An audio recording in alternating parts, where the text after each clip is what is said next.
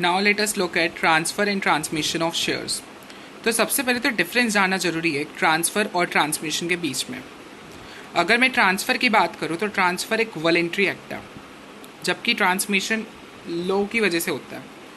Law की वजह से मतलब जैसे डेथ हो गई किसी पर्सन की, या वो पर्सन पागल हो गया, ल्यूनेंसी हो गई, या वो पर्सन इंसॉल्वेंट हो गया, इन सारे सिचुएशन में ट्रांसमिशन अक्कर होता है।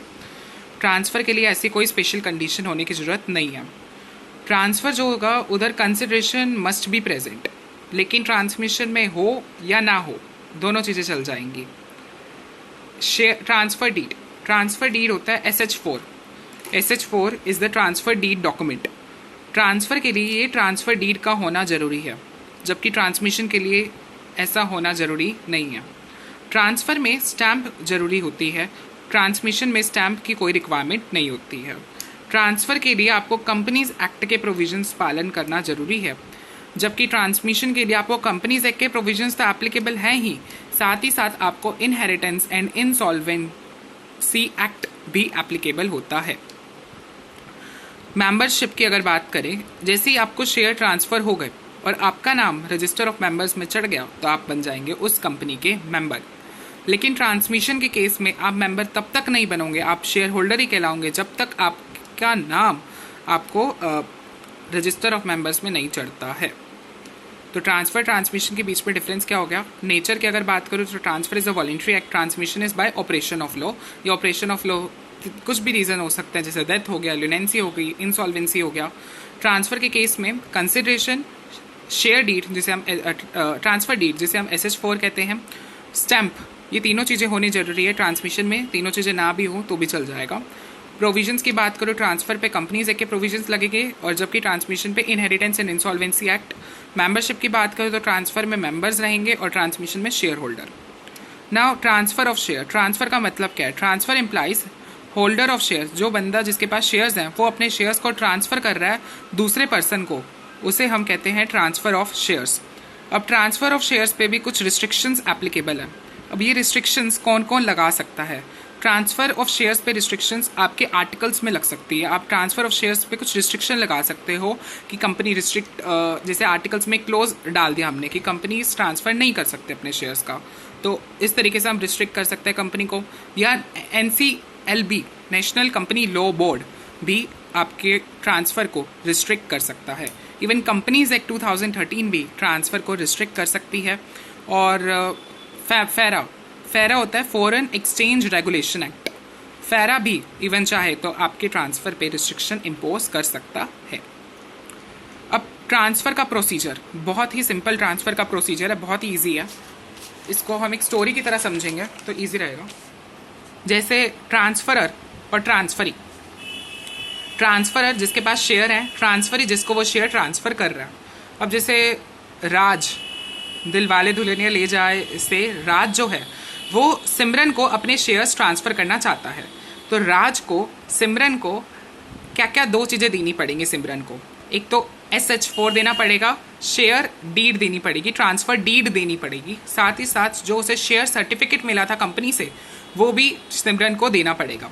तो ट्रांसफरर को ट्रांसफरी मतलब राज को सिमरन को दो चीज़ें देनी पड़ेगी, SH4 and share certificate.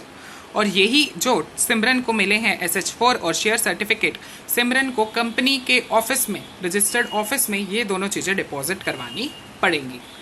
SH4 और शेयर सर्टिफिकेट सिमरन ने अब डिपॉजिट करवा दिया।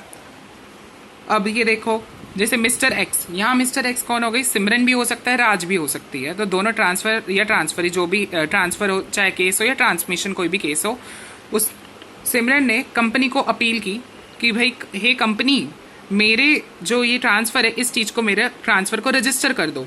लेकिन कंपनी ने कहा, मना कर दिया, आपका ट्रांसफ़र मना कर दिया कि हम आपका ये ट्रांसफ़र को रजिस्टर नहीं करेंगे, मना कर दिया कंपनी ने। Company has refuse that.